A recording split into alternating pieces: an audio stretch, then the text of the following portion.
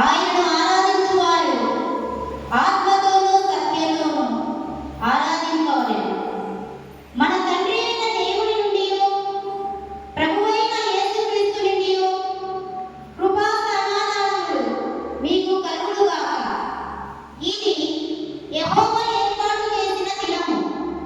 దీని యందు మనము ఉత్సహించి సంతోషించెదము. ఓ ప్రభువా, మా పెదవులు తెరువుము.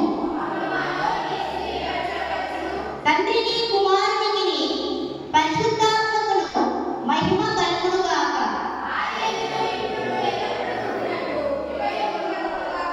తండ్రి అయిన దేవ, నీ శక్తి వలన జ్ఞానము వలన సమస్తమును సృష్టించినందుకును నీ కుమారుని మా రక్షకుడిగా ఇచ్చుట వల్ల లోకమును ఎంతో ప్రేమించున్నావని రుజువుపరిచినందుకును నిన్ను స్తుతించుచున్నాము.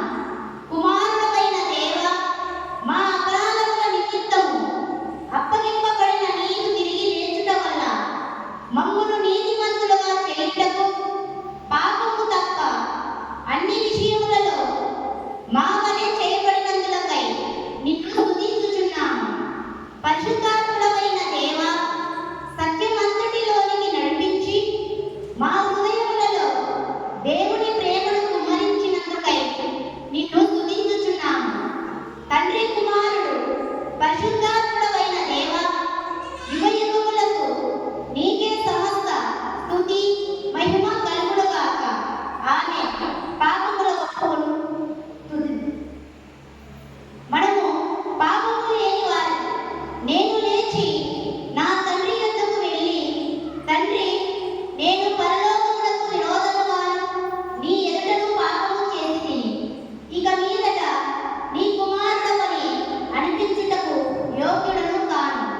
మనము పాపము లేని వారమని చెప్పుకొనిన ఎడల మనలను మనమే మోసపుచ్చుకుందుము, మరియు మనలో సత్యం ఉండదు.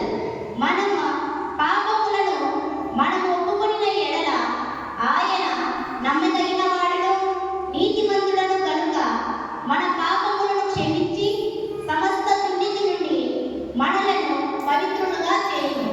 అందరము మోకాళ్ళు వంచి ప్రార్థించుదాం. అందరూ నేను చెప్తాను, నేను చెప్పినట్టు పలుకుతాను.